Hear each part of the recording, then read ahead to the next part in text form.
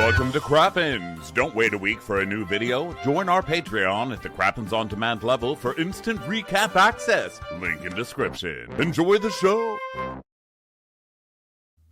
Hello and welcome to Watch Crappens, a podcast about all that crap on Bravo that we just love to talk about. I'm Ben Mandelker, and joining me today is the wonderful and glorious Ronnie Karam. Hey, Ronnie, what's going on? Well, hello, Ben. Hi. We have a very special episode today. And first, by the way, let me mention patreon.com/watchforcrappens to watch us on video and catch our bonus episodes, all that great stuff, recaps of The White Lotus, Traitors, Love Island starting in June. Great stuff going on. But for today, we're very excited because we've been super into Below Deck Down Under. And one of our favorites on that show is the Chef Tzarina. And we are lucky enough to have her on the episode today. We have recorded an interview with her. And without further ado, let's get right into it, shall we? Let's do it. Everyone, please welcome to Watch for Crappens, the one and only the chef of Down Under, Tzarina. Hi, Tzarina. How are you? Hi, I'm good. Thank you for having me. Oh my goodness, we're so excited to have you on the show, and we have so many questions. First of all, my first question is: do you know? Are you going to BravoCon this year? Okay, so I'm actually trying to look for the email to see where my invite is because it's obviously lost somewhere.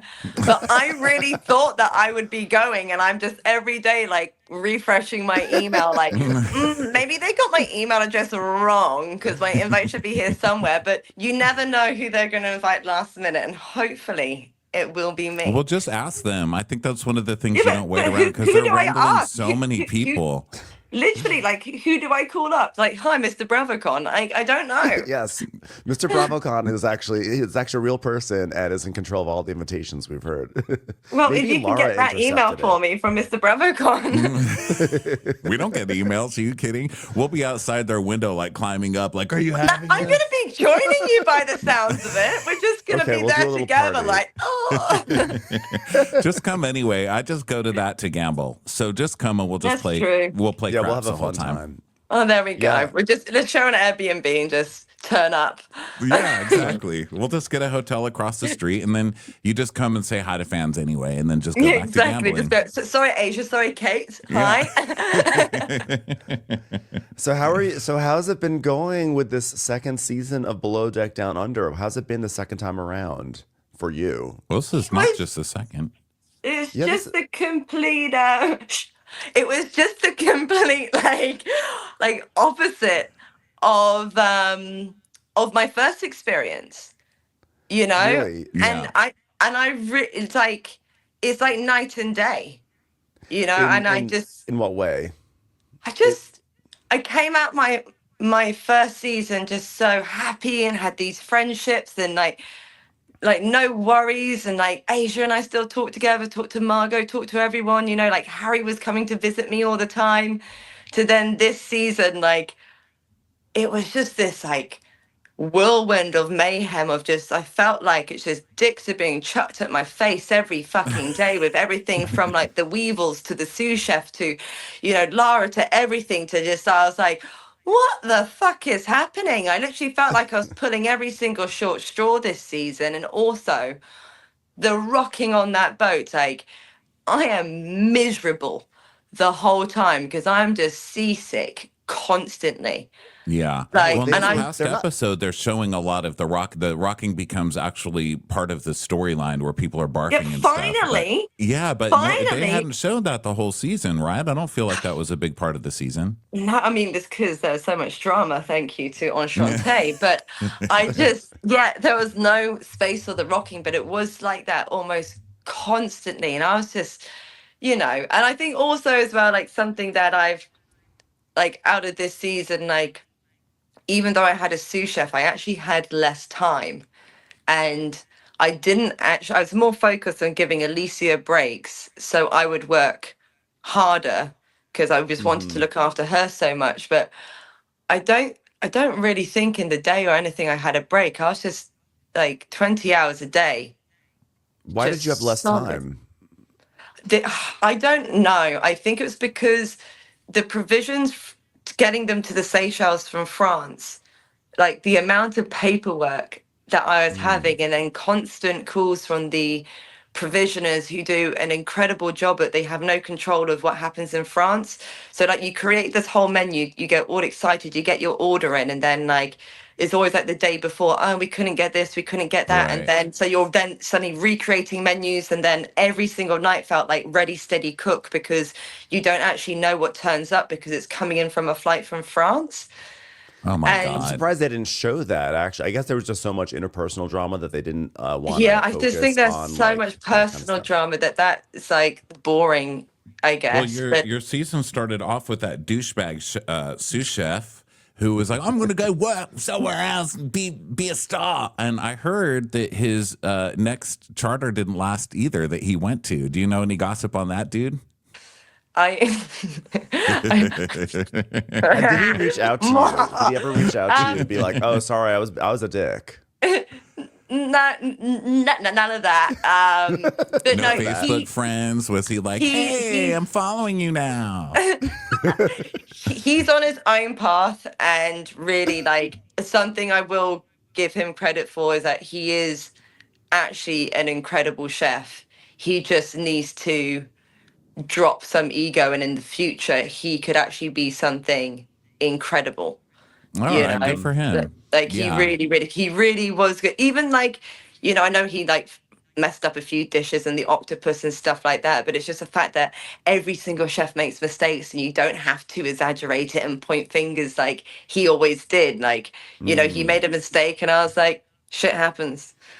Yeah. But it's like this craving for perfection in a lot of people this season was really, it was very intense for this. I think it's new people on the screen as well, with like that this is how the world's going to see me, so I have to be perfect, when I think like Right. more personalities like Asia and I are basically like, let's just get the shit done, and cut as many corners as Right. possible and just smile as much as we can. you know Are there do you feel like, are the rules for like sous chefs kind of, are they just sort of subjective from chef to chef, kitchen to kitchen, or are there certain things like industry standards, like if you're a sous chef you're doing X, Y, and Z? Like, where was there like a disconnect, or that because he seemed to think that he was basically going to be essentially like a junior partner to you or something, and you were Yeah, very I much mean, like, yeah, no, you need to do some of this never stuff to help. you never really know what he's being prepared for coming on, but if you, and I did do this post, I actually Googled what a sous chef's role is on that size boat, and it was everything that I was asking him to do. But the credit that I will give him for is the fact that he was used to huge boats, which I've been on also, where the head chef is basically in the office, and the sous chef does all the cooking and all of this, and the head chef just comes out to plate the food and go and gives it to the guests and takes all the credit. So I Got it. think because he's from these huge yachts, that he was used to doing that. But also on those huge boats, they have like, 3 crew chefs and 2 guys washing up. And he'd never been on a boat this size before. So I think it was just maybe like the mix up. And that's also from my side as a boss. I should have read his CV more and actually come to him and shown him on Google and like kind of explained to him like, on this boat, this is actually the role. So let's go with it. But you also, know? you're the boss, so if you say this is what we're doing, he should just be like, okay, this is what I'm doing. He can also just Yeah. like get in line.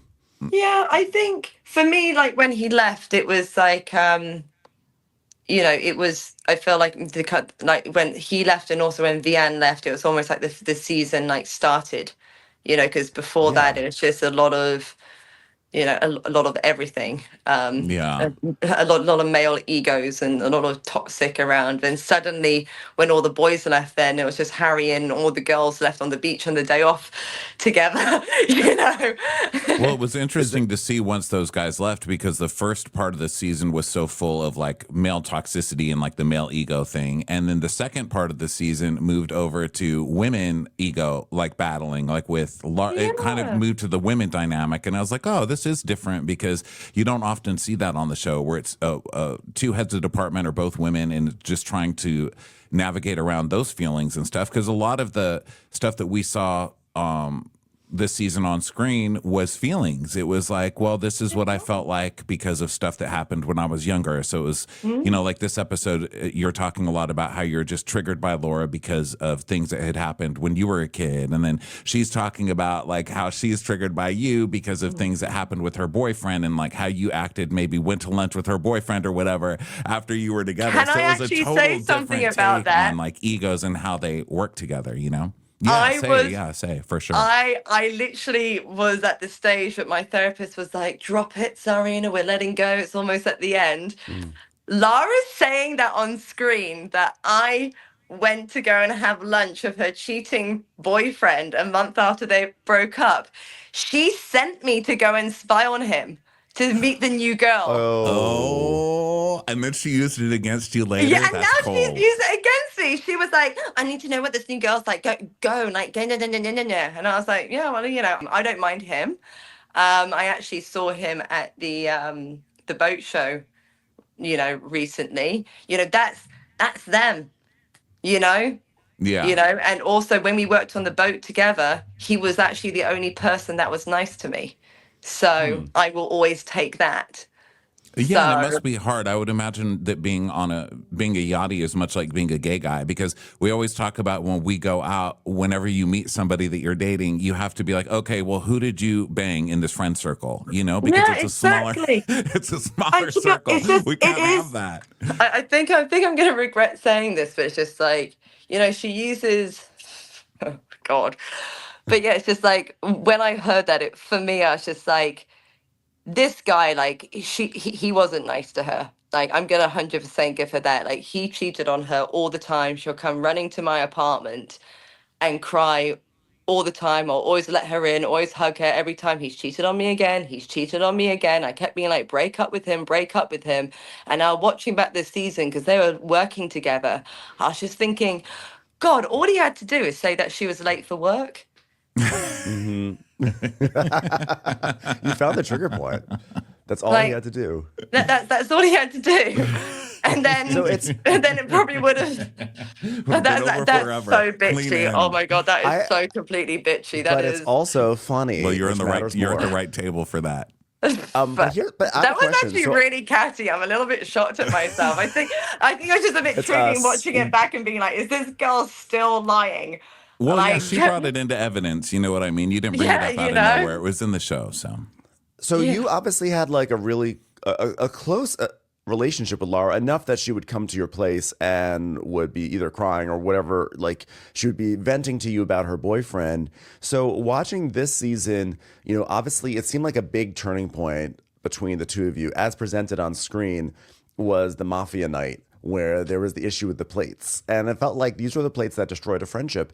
And why were you guys not able to, like, given that you have like a friendship and everything, why were you guys not able to sort of like cut this off at the pass? And instead it really just got worse and worse and worse from that point on. For me, I just realized, like, if I say no to this person, it's going to make it worse for me. You know, I was having, so Below Deck are incredible for this, by the way. After every single charter, I was allowed to take my microphone off and go and have 2 hours of therapy with my therapist. And so I think this is why I've kept a lot of my cool with certain situations, and also not kept my cool in a lot of situations. But basically, like, it's just like this constant thing that goes around in my head is that you can't say no to a narcissist. And so it was like this, like, with the plates, I was like, well, if I say no to her, then that's when the war's going to start, you know. But then I felt like I really lost something in me, and then in the end I was like, she's just going to take everything from me and take my sous chef and take everything unless I actually start standing up for myself. And I can't believe that for the first time I've ever, like, probably stood up for myself, ended up being on TV. Wow. You know? Yeah. Like, well, let's save it for that, you know. And then because it wasn't really about the plates, right? But it wasn't. Right. This is the thing. And it wasn't about the crew mess. Like, all the crew were helping out with the crew area. You know, Adair every night was cleaning it. Harry would go down and clean it. Everyone would chip in and help. But it was just this like power trip of pokey, and I just always felt like I just had to like almost stand in front of Alicia and be like no to her, you That know. seems wildly inappropriate. It feels like Alicia is supposed to be in the galley with you and you're prepping meals. You're doing, like, you guys are the smallest department and you have to service all these guests and all the crew. You guys have so Yeah. much literally on your plate. And so it was just wild to us watching that. Like, why is she calling upon Alicia to clean this crew mess? Like, there's Yeah, literally and three also deckies, three like stews, and a swing. yeah, and literally, and also like watching her like powwows lying on the bed talking about boys in the morning, like, so who's kissed who last night and all of this. Clean the fucking cream mess. Yeah. Yeah, because she got so upset Yeah, when you Alicia know. went swimming. So it's like, well, extra Well, time. there's actually a different reason why she got upset over that. She basically, it's just she wanted to say that Alicia was allowed to go swimming, not me, because before she had basically let her go swimming in the middle of other things that I've done, but they only showed it that time. Jason basically said to me as well, like your girl needs something nice. And I was like, yeah, she does. And Alicia gets very tired and she's not a morning person. And her brain just needed to wake up, you know? So it's just like, I'm just, the best way to do it is like, it's either get in a cold shower or jump in the water. And there was an opportunity for her to actually do something fun and get some dopamine and some oxytocin. But it was just, Lara was upset because she wasn't the one who said, you may go and do this. And Oh, okay. So it's a I made control this. thing.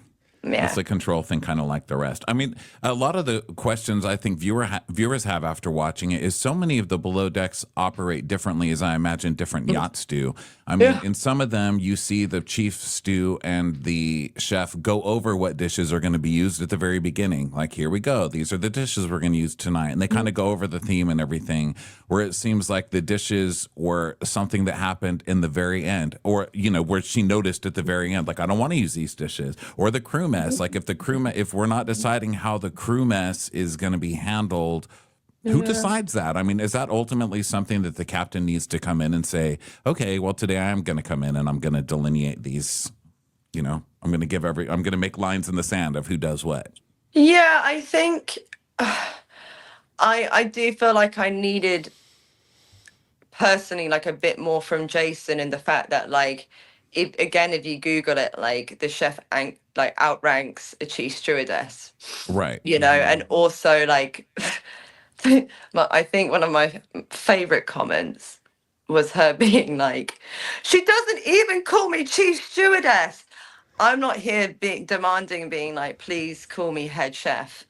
Right. Right. It's head chef Tzarina to you. Like, I just need to get out food and do it in peace and actually have communication.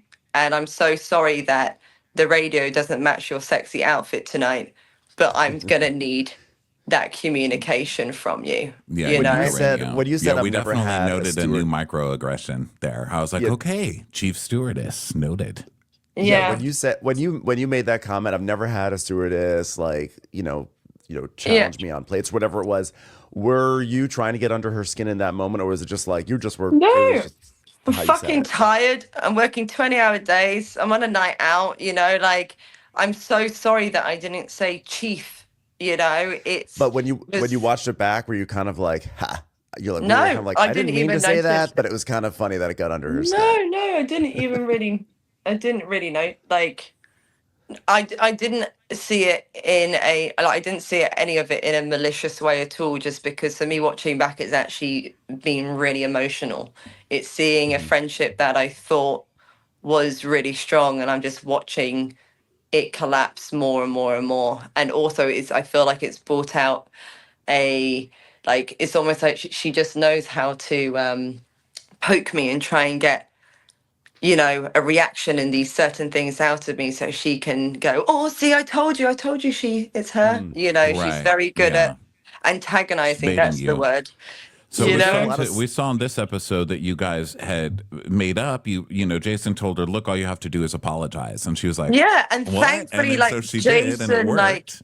It worked. Jason is just a hero at this point, but still, she thinks like I'm favored in some way and it couldn't possibly be that she's done something wrong. It's because Captain Jason favors me. It's like, why can't you just, just really reflect and just realize that like it wasn't about favoritism. Right. Like you actually have to take some accountability. And if the captain's telling you, just go and do it because he's not telling me, and Right. Captain notices everything. That man is like fucking, it's like a sneaky little cat that just, he's in every single department. He knows everything that's going on, that man. He just walks around Oh really yeah, that guy is quietly. hiding behind a damn door every scene. Yeah, You see him kind literally. of lurking there, Like hearing he what's going on.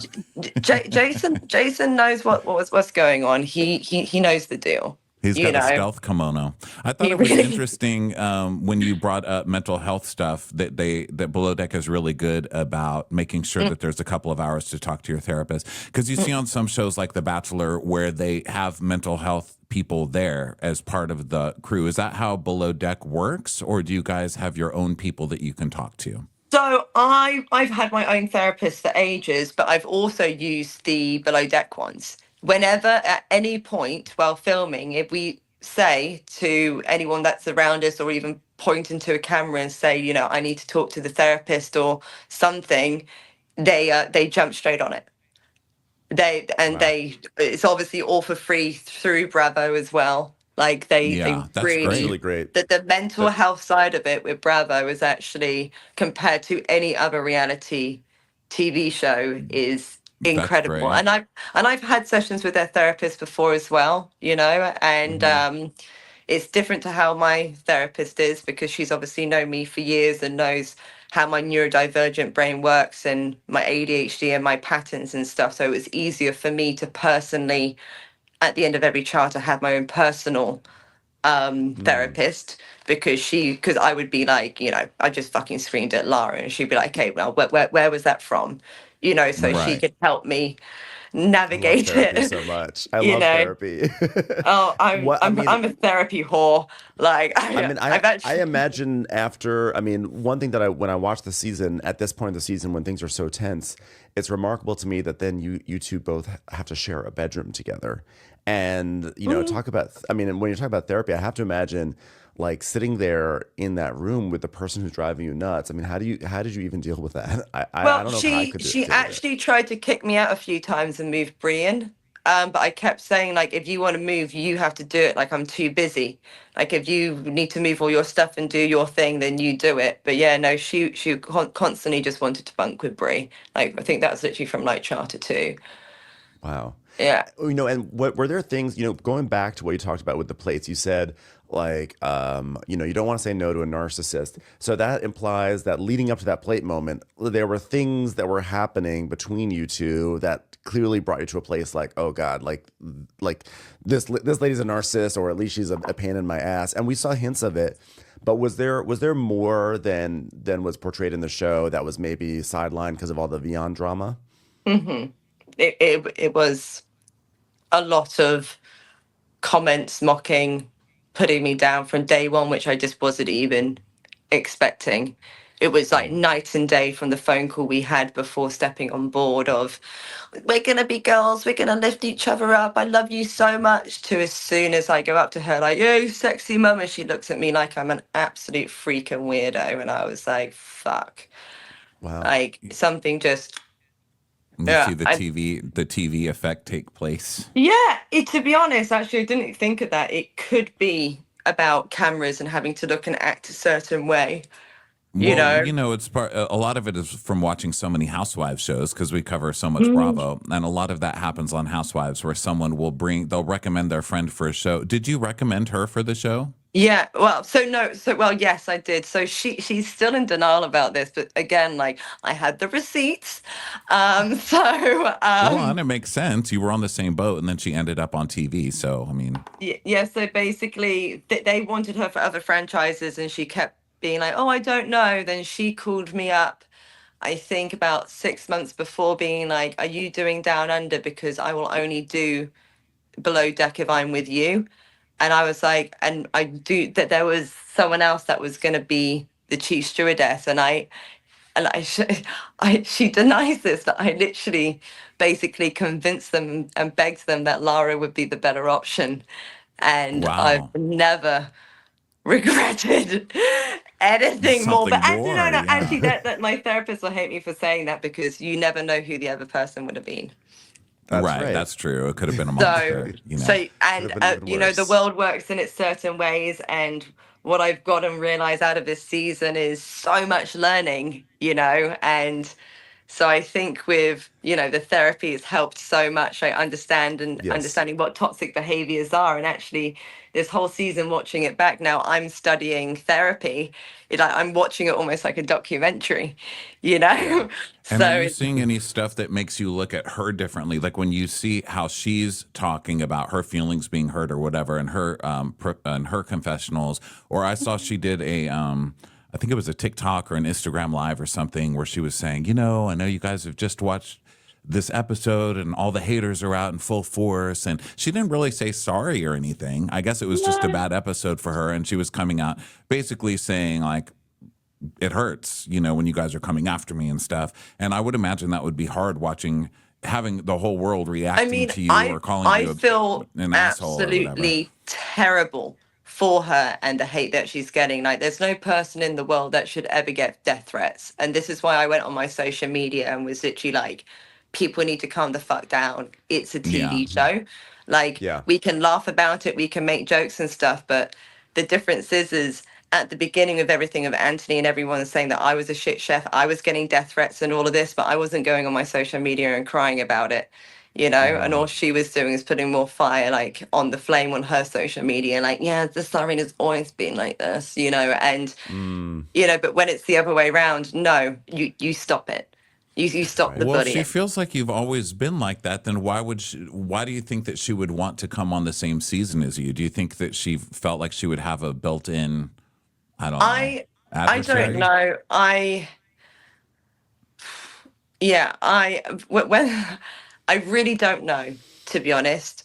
Like, That's tricky. for me it's really tricky, because I feel like I am so proud of myself for being neurodivergent, dyslexic, ADHD, and all of this, and I managed to do something as incredible as Below Deck and support those people and get myself out there and build myself a platform where I'm at a stage where I can actually begin to help other people, to then introduce her into my world, which took me so much in my career to get to that stage, to have the honor of being invited to Below Deck, to then be treated like that. I think that for me was just like the biggest stab in Yeah. the back for me. It's Yeah. like I let you in my world and I put you on a platform from day one. I put you right up there on that platform and told everyone how incredible you were. You know, like messaging Captain Jason, Yeah. you've got an incredible cheese stew this like season, all the production, like, you know, this is going to be great. This is going to be great. To turn around and get that. Yeah, what I was going to say earlier, speaking of ADD, is when we watch housewife shows, a lot of times you'll see women bring their friends in and get them on the show, and then the first thing they do, like within 2 or 3 weeks, is turn on the friend, you know, on camera. And it's a weird phenomenon that happens when the camera turns on, where I think it seems like people feel the need for that drama and just go for the most comfortable way to get the drama. Yeah, So I I was wondering think if it's the same. I have no idea. I think that maybe the boat was really difficult. The lift didn't work. I think the pressure of all the cameras and everything, I think it must have been really, really hard for Lara and her personality type to be around that and not be able to show how perfect she was and actually have control. Her last Yeah. captain literally let her have control of the whole boat, and she's always been queen bee, and suddenly there's two people in the way, which is Jason and I, and she's never had that. Yeah. You know, it must have been really difficult on those stairs every day, the heat, you know, Oh, those stairs. Oh but my God. I like actually have for a pressing question about this. About the air conditioning. Did you guys have air conditioning on that boat? no, Because I had no air conditioning in the galley. because it's like all season long we're seeing you guys sweat, but it's like not just outside, it's inside. Was it just was no And air conditioning for the people guests, or and the shit I've got for people being like, oh my god, you're not wearing shoes, you're like you're in shorts in the kitchen. It's like I have no air conditioning and I'm in a stainless steel fucking prison. Like my feet were so swollen I couldn't get them in to my shoes. Like you think I want to wear shorts and be barefoot in a kitchen? Like it was horrendous. that's Horrendous. do they not have air conditioning for the guests as well, or is it Oh, I just think like for the staff they didn't? some of the guest cabins, I think actually, I don't know if it's this episode or the one before, Adair makes a funny comment about being in a guest cabin. And she's like, oh my God, there's actually air conditioning in here and my nipples are hard, because I think it was just a shock that there was a Yes. place on the boat that was actually cool. Yeah, this is like one of the sweatiest seasons we've ever seen. So I guess my one of my last questions here for you is, for you and Lara, is this kind of the end of the road for you, or is it a situation where it's like, oh, we don't work well together, but we can be friends out of the boat? But it sort of sounds like this is it. Well, to tell the truth, when things started going sour for her after I took all the hits at the first half of the season, I actually sent her a message and reached out with an olive branch. And we don't need to go head to head. We can show the public that we can do this. Like, well, that was my olive branch. It's interesting because I'm always wondering what happens while you guys are waiting for the season to air, because it takes a while, and then as it airs, it's all brought up again. Everyone's scared of her. She's if we had it on our old boats. Even when Adair did her post a few days ago, she said something bad about she something about the crew mess, and Adair was like, I actually clean that crew mess all the time, and she's like, I'm sorry, Lara, at the end. Whoa. Wow. Wow. So that's why it's interesting that control would last so long after the season even wraps. I mean, Yeah. what are you doing to You're on people? She that is wild. Yeah, that's wild. I don't like that. Wow. Yeah. Well, I'm glad that you've managed to emerge from this boat without being totally traumatized. To be honest, I'm actually, like I said, like we're studying therapy and understanding limits and boundaries. It's been a huge learning curve, and I really thought I was going to regret this season, but now I've got to such a good stage with all these last few episodes. I've actually been howling with laughter through them. Just good. I feel like how ridiculous it is. Two full grown ass women at it over fucking plates and shit. Like, who fucking does Man, that? we love it. Who gives a we shit? love it. It's love a it. It's Below great for Deck us. classic, though. I mean, Below Deck is so popular because people like to watch people argue about like who mopped. It's my favorite thing ever. Like, we'll get really upset about it. It's like, she didn't clean that room right. I People know. go up in arms. But no, I will say though, like everything with Lara and everything, like that boat was difficult, and she did do the best that she could. It was a hard boat. It really, really was. And that's So- going to cause extra stress and tension and all of that. But yeah, don't. I guess like when it comes to people from the past on Below Deck, so far we've had Joao and Lara, and it's been has not so far we haven't had a great resolve with either of them. But my question to you is, as we wrap this up, since you are a chef and we both love to cook, I would love to know what your favorite stuff is to cook on a yacht. On a yacht? Yes, or actually Ooh. off a yacht. Like, what do you like to cook? Yeah, I'd at like to home. know. I mean, like everything at home and everything with my private clients is all gut health. I'm known as like the gut health queen. I clear people's guts out. So that's what I specialize A in, lot I of guess. kimchi. Oh my God, my parents have banned me from making kimchi. But no, on boats, I actually really do enjoy making sushi because it's something that I feel like you can make really, really beautiful. Yeah. Cool. Well, this has been great chatting with you. Yeah, So thanks. nice. Yeah, I meeting hope you. it wasn't too bitchy. I feel like, Are you kidding? You're on please. Watch What Crappens. Come yeah, I back know, anytime but you at want, the be same time, I bitchy. don't want to crappens on too many people and upset people. No, it's you not. know? It's not being bitchy. You're just talking about the whole show is about your personalities in the season and how you work together and how it's all Yeah. ended up, and it's extended past the season. So why not? Yeah. It's not bitchy. Yeah, I hope not. It's just, you're always so worried that you're going to, be accused of bullying or all of that. But it's just like, well, this is my version of how it happened and this is how I feel. Yeah. Well, being accused of something and it being the truth are two different things, my Yeah. friend. Thank you so much for being here. Thank you so much for having being me. so open. Yeah, it's great seeing you. Yeah, The I love talking to ADHD you. open book. I can't help it. Yeah. We I love hope we it. get to hang out at a slot machine in Vegas. We'll meet you somewhere. Absolutely. Thank you. Thank you. Thank you so much for having me. Thank Later. you.